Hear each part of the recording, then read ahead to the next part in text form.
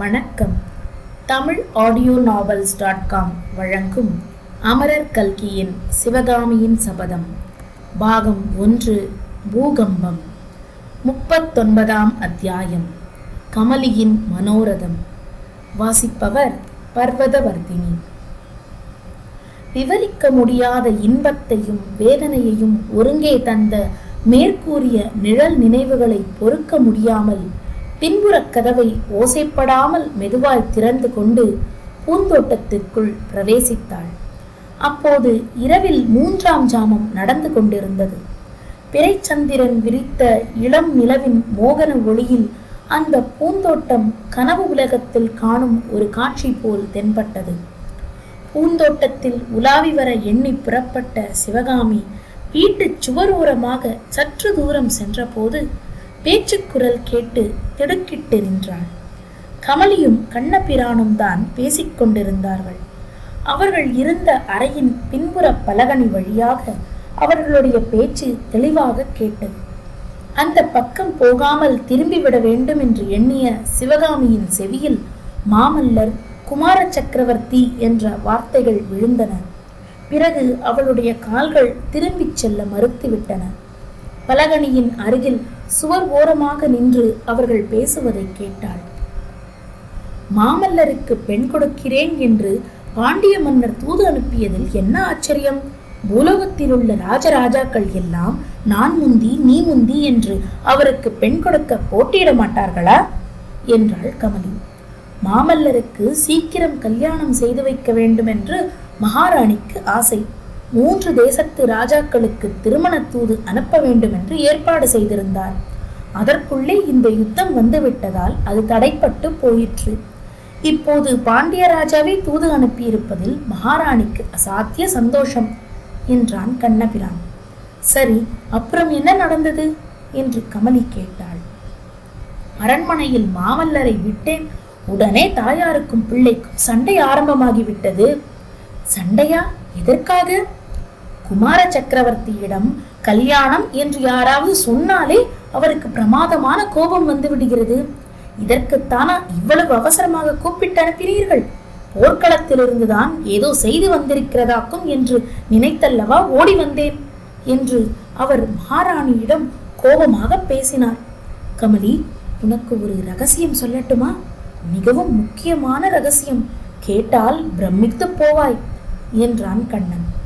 பெண் பிள்ளைகளிடம் ரகசியம் சொல்லக்கூடாது என்று உனக்கு தெரியாதா கண்ணா என்றாள் கமலி. ஓஹோ, நீ பெண் பிள்ளையா?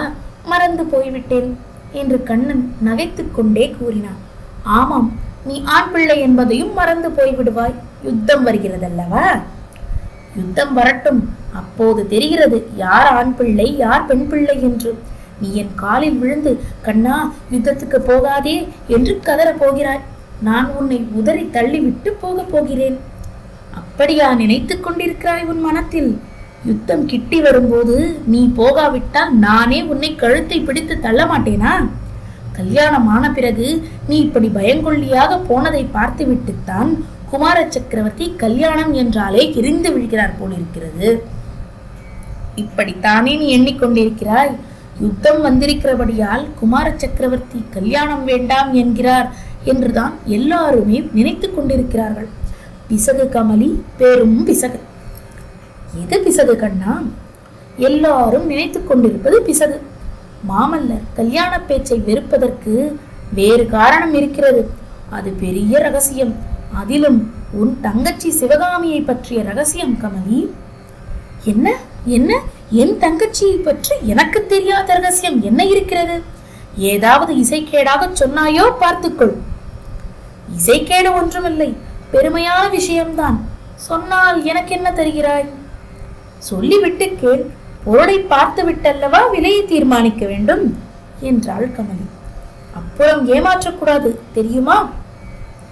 பல்லவ சாம்ராஜ்யத்தின் குமார சக்கரவர்த்தி வீரத்தில் அர்ஜுனனையும் அழகில் மன்மதனையும் ரதம் ஓட்டுவதில் கண்ணபிரானையும் ஒத்தவரான மாமல்ல நரசிம்மர் உன்னுடைய தங்கச்சி சிவகாமியின் மேல் காதல் கொண்டிருக்கிறார் கமலி.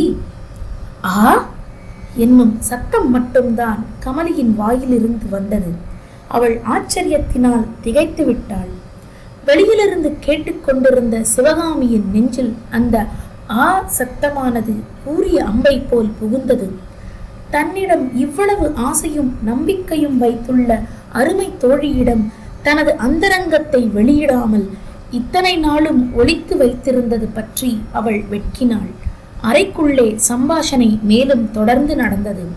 கமலி, நான் சொன்ன செய்தி உனக்கு அதிசயமாய் இருக்கிறதல்லவா என்று கண்ணபிரான் கேட்டான். அதிசயம் என்ன? நம்முடைய குமார சக்கரவர்த்தி புத்திசாலி என்றுதான் அடிக்கடி நான் சொல்லி இருக்கிறேனே. அதனால்தான் அவருக்கு என் தங்கச்சியின் மேல் மனம் சென்றது என்று கமலி சமத்காரமாக விடை சொன்னான். ஓஹோ, அப்படியா? நீயும் உன் தங்கையும் சேர்ந்து பேசிக்கொண்டுதான் இந்த வேலை செய்தீர்கள் போலிருக்கிறது. உன்னுடைய வலையில் என்னை நீ போட்டுக்கொண்டாய். உன் தங்கச்சி மாமல்லரையே வலை போட்டு பிடித்துக் கொண்டாள். என்ன சொன்னாய் என்று கமலி கம்பீரமாக கேட்டுவிட்டு மேலும் சொல்லம்புகளை போட்டாள்.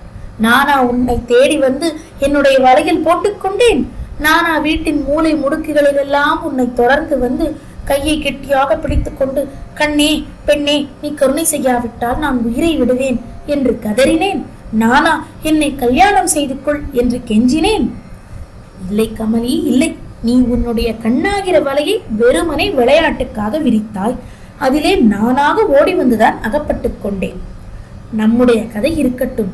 மாமல்லருக்கும் என் தங்கைக்கும் நேசம் என்கிற விஷயம் உனக்கு எப்படி தெரிந்தது? அதை சொல்லு என்றாள் கமலி. பாம்பின் கால் பாம்புக்கு தெரியாதா என்ன? கள்ளனுக்கு தெரியாதா கள்ளனின் சமாச்சாரம்? நான் உன்னை உன் தகப்பனார் வீட்டில் அந்த காலத்தில் என்னமாய் பார்த்தேன், ஞாபகம் இருக்கிறதா? அம்மாதிரியே உன் தங்கையை இப்போது மாமல்லர் ஆர்வத்தோடு பார்க்கிறார். இவ்வளவுதானா? இன்னும் என்ன வேண்டும்? நாவுக்கரசர் மடத்தில் அபிநயம் பிடித்தானதும் உன் தங்கை மூர்ச்சையாகி விழுந்து விட்டாள் என்று சொன்னேன் அல்லவா? உடனே மாமல்லர் ஓடி வந்து சிவகாமியை தூக்கி ஆயனர் மடியின் மீது வைத்தார். கமலி, அப்போது அவருடைய கைகளும் தேகமும் எப்படி பதறின தெரியுமா? இதுவரையில் எனக்கு கொஞ்சம் சந்தேகமாய் இருந்தது. இன்றைக்குத்தான் சர்வ நிச்சயமாயிற்று. இதை கேட்டுக்கொண்டிருந்த சிவகாமியின் தேகமெல்லாம் சிலிர்த்தது. விம்மலுடன் அழுகை வரும் போல் இருந்தது. சமாளித்துக் கொண்டு மேலும் நடந்த சம்பாஷணையை கேட்டார். இவ்வளவு கூர்மையாக கவனித்தாயே, நீ ரொம்ப புத்திசாலிதான். மாமல்லரும் பாக்கியசாலிதான் என்றாள் கமலி. மாமல்லர் பாக்கியசாலி என்றா சொல்கிறாய்? இதனால் ஏற்பட போகிற சங்கடங்களை எல்லாம் நினைத்தால் சங்கடம் என்ன வந்தது? குமார சக்கரவர்த்தியின் கல்யாணம் என்றால் நம்முடைய கல்யாணத்தை போல் என்று நினைத்துக் கொண்டாயா? எத்தனையோ யோசனைகள் செய்வார்கள். கண்ணா, என் தங்கையை மட்டும் சாமானியமான பெண் என்று நினைத்தாயா? தமயந்தியை மணந்து கொள்ள தேவலோகத்திலிருந்து தேவர்கள் வந்தது போல் சிவகாமியை தேடிக்கொண்டு வரமாட்டார்களா? ஏதோ தமயந்தி மனம் வைத்து நளமகாராஜனுக்கு மாலையிட்டாள். ஆனால் தமயந்தி அரண்மனையில் பிறந்த ராஜகுமாரியாச்சே கமலி. என் தங்கை 1000 ராஜகுமாரிகளுக்கு இணையானவள் கண்ணா.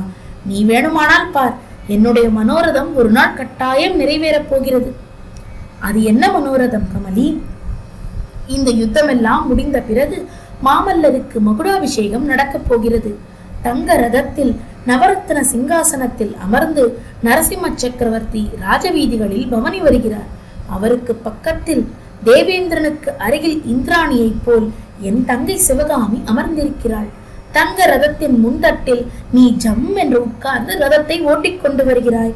நான் அரண்மனை கோபுர வாசலில் மேல் மாடத்தில் நின்று கொண்டிருக்கிறேன்.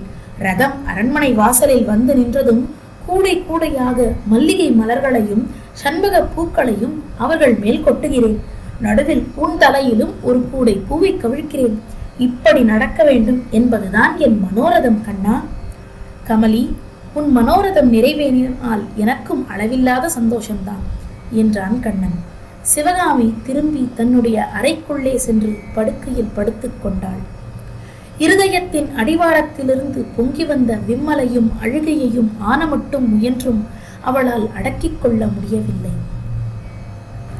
இரவு 4வது ஜாமத்தில் விழிப்பும் இல்லாமல் நித்திரையும் இல்லாமல் அரை தூக்க நிலையில் சிவகாமி படுக்கையில் புரண்டு கொண்டிருக்கும் போது முன்னர் அவள் மனக்கண் முன் தோன்றிய நிழல் தோற்றங்கள் உருவமெடுக்க ஆரம்பித்தன.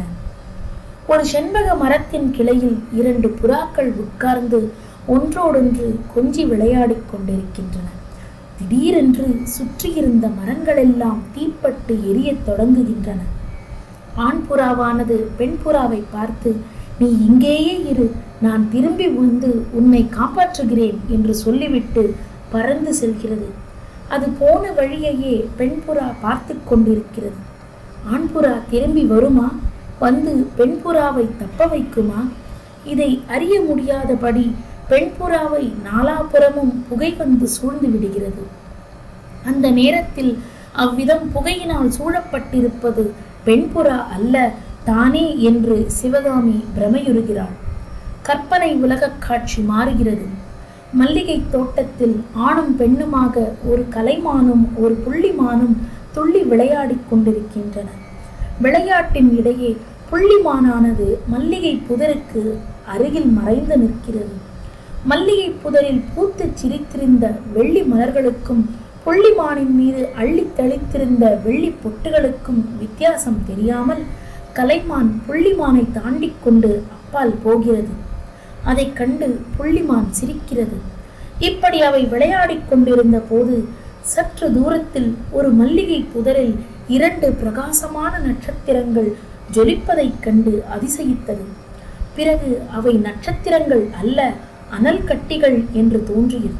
பின்னர் அந்த 2 அனல் கட்டிகளும் ஒரு பெரிய புலியின் 2 கண்கள்தான் என்று தெரியவே பெண்மானின் சகல நாடியும் ஒடுங்கிவிட்டது. கலைமானை கூவி அழைக்க அது முயன்றது. ஆனால் அதன் தொண்டையிலிருந்து சத்தமே உண்டாகவில்லை. மேலே என்ன ஆயிற்று? புள்ளிமான் தப்பித்துச் சென்றதா, கலைமானுடன் சேர்ந்ததா? அதுதான் தெரியவில்லை. அத்தகைய பயங்கர அபாயத்தில் அகப்பட்டு கொண்டிருந்த பெண்மான் உண்மையில் மான் அல்ல, தானே அந்த மான் என்று மட்டும் சிவகாமிக்கு அந்த கணத்தில் தெரிய வந்தது. இத்துடன் 39ஆம் அத்தியாயம் நிறைவடைந்தது. நன்றி நேயர்களே, மீண்டும் அடுத்த அத்தியாயத்தில் சந்திப்போம். வணக்கம்.